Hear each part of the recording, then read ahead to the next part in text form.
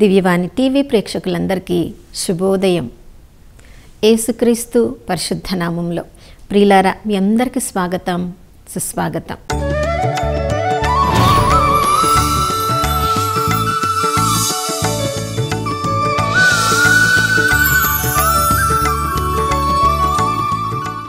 దేవుని ప్రేమ తరిగిపోలేదు, ఆయన కరుణ సమసిపోలేదు. ప్రతి ఉదయము ఆ ప్రభుని ఎవరెవరు ఆశగా ప్రార్థనలో దేవుని స్వరాన్ని వినాలని ఎదురు చూస్తూ ఉంటారో వారందరిపై ప్రతిరోజు నూతనంగా తన ప్రేమను కరుణను కుమ్మరిస్తానని వాగ్దానం చేసిన దేవుడు నమ్మదగినవాడు, విశ్వసనీయుడు. ప్రియులారా, ఈ ఉదయకాలంలో మనం అందరం కలిసి ఆ ప్రభు వైపు ఆశగా కన్నులెత్తి చూస్తున్నాం. కాబట్టి ఆ పరలోకపు తండ్రి కృపా వర్షాన్ని, ప్రేమ వర్షాన్ని మనందరిపై పరంపరంగా కుమ్మరిస్తూ ఉన్నారు. ఆ విశ్వాసంలో ఈ రోజంతా ఆనందంగా జీవించుదాం.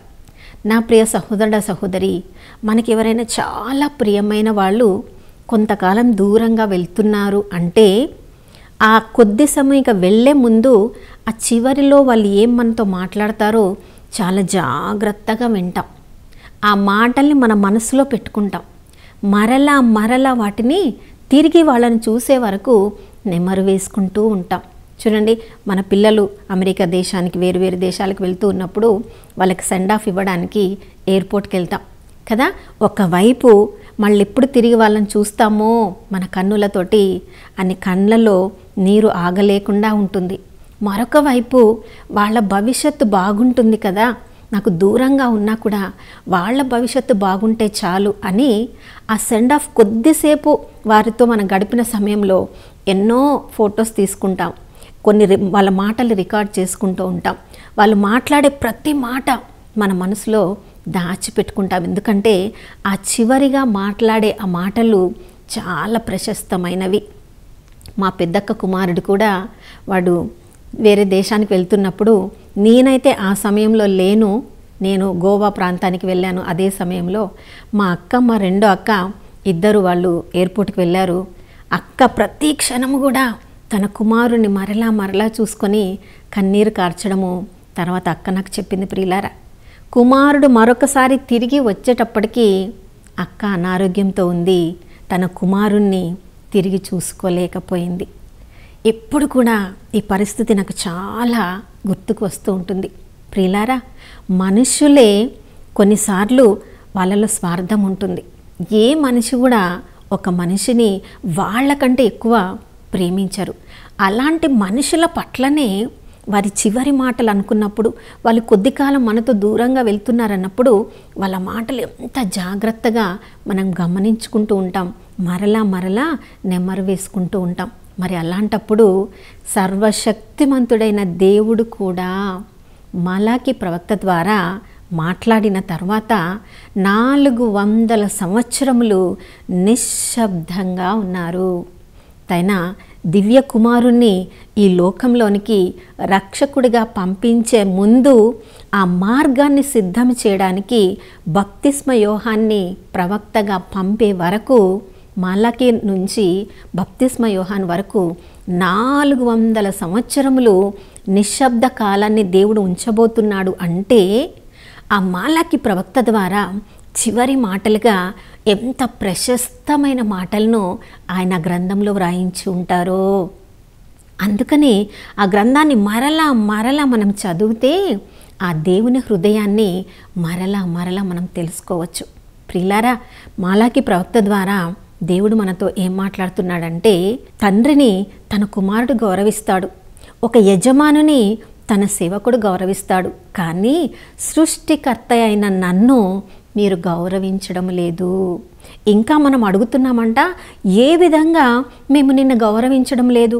మీకు ప్రార్థనలు చేస్తున్నాము, బలులు అర్పిస్తున్నాము, దేవాలయంలో అన్ని దహన బలులు, ధూపములు అన్నీ వేస్తున్నాము, ఏ విధంగా మేము నిన్ను గౌరవించడం లేదు అని అడిగినప్పుడు దేవుడు చెప్తున్నాడు, నేను మిమ్మల్ని దీవించినప్పుడు మీకు అన్ని ప్రశస్తమైన వరములను ఇవ్వాలని మీరు కోరుకుంటారు, కానీ నాకు బలులు అర్పించేటప్పుడు అపవిత్రమైన బలిని ఆ బలిపీఠంపై మీరు పెడుతున్నారు అంటే ఆ అపవిత్రమైన బలిని అర్పించుట ద్వారా మీరు నన్ను అగౌరవపరుస్తున్నారు కదా. ఆ అపవిత్రమైన బలి అంటే ఏంటి? కుంటిదాన్ని, గుడ్డిదాన్ని, మీకు అసలు ఉపయోగం లేని దాన్ని, అలాంటి పశువుని తీసుకొచ్చి దాన్ని మీరు నాకు బలిగా అర్పిస్తున్నారని సంతోషపడుతున్నారు. కానీ ఆ బలి వలన నేను సంతోషపడుతున్నానా? ప్రియులారా, అప్పటి రోజుల్లో అలా ఉంది. ఇప్పటి మన రోజుల్లో ఎలా ఉంది?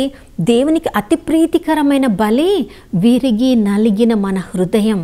కానీ ఆ హృదయంలో ఈ లోకానికి చెందినవన్నీ ఆశలు, కోరికలు పెట్టుకొని మన హృదయాన్ని దేవునికి అర్పించకుండా ఏదో పెదవులతో కొద్దిసేపు ప్రార్థన చేసి మన మనస్సు ఎక్కడో పెట్టి మన పూర్ణ హృదయంతో, పూర్ణ ఆత్మతో దేవుణ్ణి ఆరాధించాలి, పూజించాలని దేవుడు కోరుకుంటున్నప్పుడు ఏదో నామమాత్రంగా మన యొక్క ప్రార్థన సమయాన్ని మనం గడిపి, ప్రభా నేను మిమ్మల్ని గౌరవిస్తున్నాం కదా, ఆరాధిస్తున్నాం కదా, పూజిస్తున్నాం కదా అన్నప్పుడు ప్రియులారా, ప్రభువు ఆ బలిని, ఆ అర్పణను ఆయనను స్వీకరించలేక ఒకరోజు దిడీలున వచ్చి ఆయన మనకి తీర్పు తీర్చబోతున్నాడు.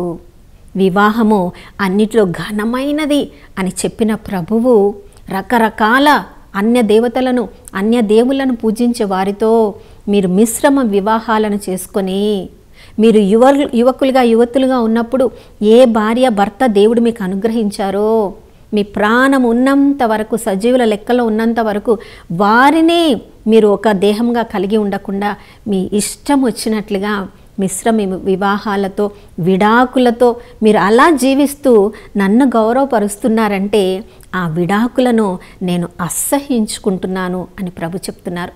నా ప్రియ సహోదర సహోదరి, మన కుటుంబాల్లోనే ఎంతోమంది నేత్రాస, శరీరాస, జీవపు డంబాలకు అలవాటు పడి మన వివాహ జీవితంలో నమ్మదగిన వారంగా ఉండకుండా సమాజానికి బాగా నమ్మదగిన వారంగా కనిపిస్తున్నామేమో, కానీ ఎంతెంతమంది ఇతర భార్యల మీద, భర్తల మీద మన దృష్టిని పడి మన హృదయము ఎంత కల్మషముతో నిండి ఉందో. ప్రియులారా, విడాకులు తీసుకోవడము ఈ రోజుల్లో సర్వసాధారణం అయిపోయింది. కానీ ఒకరోజు దేవుడి ముందు నిలబడినప్పుడు నేను అసహ్యించుకున్న దానిని నువ్వు చేశావు కాబట్టి తీర్పు దినమున నేను నీకు తీర్పు తీర్చబోతున్నాను అన్నప్పుడు అప్పుడు ఏం చేయబోతున్నాము? ఆ తీర్పు రోజున ప్రభు ఎలా ఉంటాడంటే చాకలి వాని సబ్బులాగా ఉంటాడంట, లోహములను శుద్ధి చేయు అగ్నిలాగా ఉంటాడంట. తీర్పు దినానికి ముందు వరకు దేవుడు కరుణామయుడు, దయామయుడు, జాలిగల దేవుడు ప్రియులారా.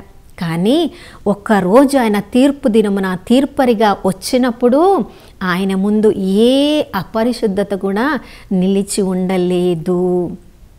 ప్రియులారా, ఇలా దేవునికి అగౌరవపరుస్తూ దేవునికి ప్రీతికరం కాకుండా కొంతమంది జీవిస్తూ ఉన్నప్పుడు మరికొంతమంది మాత్రము దేవునికి ప్రీతికరంగా జీవిస్తూ ఈ లోకంలో ఎన్నో శ్రమలను అనుభవిస్తూ, శోధనలు అనుభవిస్తూ, ప్రభా ఈ లోకంలో మాకు పేరున్నా పర్వాలేదు, ప్రతిష్టలు లేకున్నా పర్వాలేదు, ఈ లోకంలో మేము ఆకలి దప్పులు కొని ఉన్నా పర్వాలేదు, కానీ మాకంటే గర్వాత్ములు, నిన్ను గౌరవించని వారు వాళ్ళు వృద్ధిలోనికి వస్తున్నారు కదా, ఏ నీతి నియమములను పాటించని వాళ్ళు పేరు ప్రతిష్టలతో జీవిస్తున్నారు కదా, మేమేమో దైవ భయం కలిగి దేవునికి ప్రీతికరంగా జీవిస్తూ ఉన్నప్పుడు మాకేమో ఎటువంటి శుభములు లేవు, కానీ వారు మాత్రము గర్వాత్ములు, నీతి న్యాయములు లేని వాళ్ళు బాగా వృద్ధిలోనికి వస్తున్నారు అని ప్రియులారా కొంతమంది దైవ భయము కలిగిన వాళ్ళల్లో వాళ్ళు మాట్లాడుకుంటున్నప్పుడు ఆ మాటలు దేవుని చెవిన పడ్డాయంట. మన హృదయ రహస్యములను కూడా ఎరిగిన దేవుడు మన మాటలను ఆయన వినరా? వారికి ప్రభు ఏం చెప్తున్నాడు? ఎవరెవరైతే దైవ భయము కలిగి జీవిస్తున్నారో వారందరూ ఎంత మంచిని చేస్తున్నారో, ఎంత త్యాగము చేస్తున్నారో, దైవ భయములో దేవునికి ప్రీతికరంగా జీవించడానికి ఎన్ని శ్రమలను, శోధనలను ఎదుర్కొంటూ ఉన్నారో, ఎంత వెలను చెల్లిస్తున్నారో, వాళ్ళని వాళ్ళు ఎంత క్రమశిక్షణలో పెడుతూ ఉన్నారో అవన్నీ కూడా నేను జ్ఞాపకార్థ గ్రంథంలో వ్రాస్తూ ఉన్నాను. మీరు మాట్లాడే ప్రతి మాట కూడా నేను వింటూ ఉన్నాను. మీరు మాట్లాడే ప్రతి మంచి మాటకు ఒకరోజు నేను బహుమానం ఇవ్వబోతున్నాను. అవును ప్రియులారా, మత్తయి సువార్త 12:36 మనం ప్రతిరోజు మాట్లాడే మాటలు ఎన్ని మాట్లాడుతున్నామో మనకే తెలియదు. కానీ మనం మాట్లాడే మాటలే ఒక రోజున మనము దోషులమో నిర్దోషులమో ఆ ప్రభువు ముందు మనల్ని నిలబెడుతున్నాయంట. ఎన్ని మాటలను మనం ఇష్టం వచ్చినట్లుగా మాట్లాడుతున్నామో. కొరింథీయులకు రాసిన మొదటి లేఖ 5:4 అనుకుంటాను, మనం తలంచే తలంపులు కూడా దేవుడు ఒకరోజు దాన్ని తీర్పు చెప్పబోతున్నాడంట. మనం ఏమేమి క్రియలు చేస్తున్నామో ఆ క్రియలు ఒకరోజు తీర్పు దినమున మనకు బహుమతిని తీసుకొని రాబోతున్నాయో, లేదా మనల్ని దుర్మార్గుల దేవుడికి ఎడమవైపున నిలబెట్టిన దుర్మార్గుల జాబితాలో మనము ఉండబోతున్నామో. ప్రియులారా, ఇదంతా మన జీవితాన్ని సరిచేసుకోండి మలాకి ప్రవక్త ద్వారా చెప్పిన దేవుడు 400 సంవత్సరంలో నిశ్శబ్దంగా ఉన్నానంటే నేను మిమ్మల్ని వదిలిపెట్టలేదు. నా కుమారుని పంపించే ముందు ఆయన రాకడకు మార్గాన్ని సిద్ధం చేయడానికి ఆయన కంటే ముందు దూతగా బప్తిస్మ యోహాన్ని పంపించబోతున్నాను అని అక్కడ స్పష్టంగా చెప్పారు ప్రియులారా. అంటే ఆ 400 సంవత్సరములు దేవుడు నిశ్శబ్దంగా ఉన్నాడు, ఏ ప్రవక్తను పంపించలేదు. కానీ మనం మాట్లాడే ప్రతి మాట, చేసే ప్రతి కార్యము కూడా జ్ఞాపకార్థ పుస్తకంలో ఆయన వ్రాస్తూ ఉన్నాడు. అవును ప్రియులారా, జీవ గ్రంథంలో మన పేరు లిఖించబడి ఉండాలంటే మనం చేసే ప్రతి మంచి ప్రతి చెడు కూడా జ్ఞాపకార్థ పుస్తకంలో వ్రాయబడుతూ ఉంది. కాబట్టి ఆచితూచి మనము మాట్లాడాలి. అందుకనే దావీదు రాజు అన్నాడు కదా, ప్రభువా నా నోటి దగ్గర కళ్ళమును ఉంచయ్యా, నాకు ఇష్టం వచ్చినట్లు నేను నిన్ను మాట్లాడి నీకు ద్రోహంగా నేను మాట్లాడతానేమో, నా మతి కోపంగా ఉన్నప్పుడు ఎవరి మీద అరవాలనుకున్నప్పుడు ఇష్టం వచ్చినట్టు మాట్లాడి నిన్ను అగౌరవపరుస్తానేమో. కాబట్టి నా పెదవుల దగ్గర నీ దూతను కావలిగా ఉంచు. ప్రియులారా, ప్రతిరోజు కూడా ఆ ప్రార్థన మనం చేసుకోవాలి. ప్రతిరోజు ఈరోజే చివరి దినం అయితే, ఈరోజే దిడీలిన ప్రభువు రెండవ రాకడను నిర్ణయిస్తే నేను ప్రభువు ముందు, ఆ అగ్ని ముందు, లోహంలను శుద్ధి చేయు ఆ అగ్ని ముందు నేను నిలబడగలనా? ఆ చాకలి వాని సబ్బు లాంటి ఆ దేవుడు నాకు తీర్పు తీర్చున్నప్పుడు దేవుని కృపకు నేను అర్హురాలను కాగలనా? ప్రియులారా, దేవుడు మనల నుంచి కోరుకునేది మనము ధర్మాత్ములంగా జీవించాలి, దేవుని పట్ల గౌరవ మర్యాదలను కలిగి వినమ్ర హృదయంతో జీవించాలని ప్రభు కోరుకుంటున్నాడు.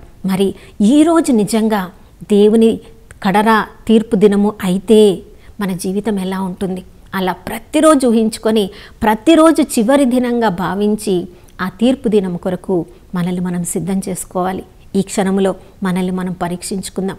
దేవా, నీ కృపలో మా జీవితాలు ఎలా ఉందో ఎంతోమంది దైవ సేవకుల ద్వారా నువ్వు మాట్లాడుతూ ఉన్నావయ్యా. మరి లోహంలను శుద్ధి చేయు ఆ అగ్నికి ఎదురుగా నేను నిలబడే కృపలో నన్ను ఉండినట్లుగా కృపను దయచేయమని ప్రియులారా మనమందరం ప్రార్థించుకుందాం. నాతో కలిసి ప్రార్థించండి. పరిశుద్ధుడైన దేవానికి స్తోత్రములు తండ్రి. ప్రభా, ఒకరోజు తీర్పు దినం మాత్రం తప్పకుండా రాబోతుంది ప్రభా. అది దేవుని కుమారుకి కూడా తెలియదు, కానీ పరలోకపు తండ్రికి మాత్రమే తెలుసని నువ్వు చెప్పి ఉన్నావు యేసయ్యా, నీకు స్తోత్రం ప్రభా. ప్రతిరోజు కూడా మా జీవితంలో తీర్పు దినం ఇంకా చాలా రోజులుగా ఉంది, ఇంకా చాలా సంవత్సరంలో మేము ఈ లోకంలో ఆనందించి సంతోషించి మాకు ఇష్టం వచ్చినట్లుగా జీవించవచ్చు, ఎంతో సమయం ఉంది అని మమ్మల్ని మేము మోసపుచ్చుకోకుండా ప్రభా, ఏ రోజైనా మీరు తీర్పు దినముగా మీరు దాన్ని నిర్ణయించవచ్చు. ప్రతిరోజు కూడా మా జీవితంలో చివరి దినము అనుకొని ప్రభా మా జీవితాలను సరిచేసుకొని ఆ లోహంలను శుద్ధి చేయు అగ్ని వంటి నీ ముందు మమ్మల్ని నిలబడడానికి మా సొంత శక్తి, మా బలము సరిపోదు ప్రభా. కానీ నీవిచ్చు కృప ద్వారా, మీరిచ్చు అనుగ్రహము ద్వారా మమ్మల్ని సిద్ధపరచండి తండ్రి. అయ్యా, మా అందరి పేర్లు జీవగ్రంథంలో ఉండునట్లు, జ్ఞాపకార్థ పుస్తకంలో ప్రభా మేము మాట్లాడే మాటలు లిఖింపబడినట్లుగా, మా మాటలు మంచి మాటలుగా ఉండినట్లు, జీవమునిచ్చే మాటలుగా ఉండినట్లు, దైవ భయము కలిగిన జీవితాలను మేము జీవించినట్లు కృపను దయచేయమని యేసయ్య పరిశుద్ధ నామములో అడిగి వేడుకొనిచున్నాం తండ్రి, ఆమేన్. అవును ప్రియులారా, మనం కూడా చాలాసార్లు అనుకున్నాం, నేను దైవ భయం కలిగి జీవిస్తున్నాను, కానీ నా చుట్టూ ఉన్న వాళ్ళు ఇష్టం వచ్చినట్లుగా జీవించి వాళ్ళే వృద్ధిలోనికి వస్తున్నారు, దేవుడు ఎక్కడ ఉన్నాడు, ఏం చేస్తున్నాడని మనం అనుకున్నామేమో. మనందరి జీవితాలు జ్ఞాపకార్థ పుస్తకంలో వ్రాయబడుతూ ఉన్నాయి. తీర్పు దినమున దేవుడు మనందరికీ కూడా అవి బయటికి తీసి అక్కడ ఏమేమి వ్రాయబడిందో అన్నీ ఒకరోజు చూపించబోతున్నాడు. కాబట్టి ఈ క్షణము నుంచైనా మన జీవితాలను సరిచేసుకొని జీవగ్రంథంలో మన పేరు ఉండినట్లుగా జీవించుదాం. మరొక నూతన శుభోదయంలో మనం అందరం కలుసుకునే వరకు దివ్యవాణి టీవీని వీక్షిస్తూ ఉందాం. ఇమ్మానుయేలు, దేవుడు మనతో ఉన్నారు.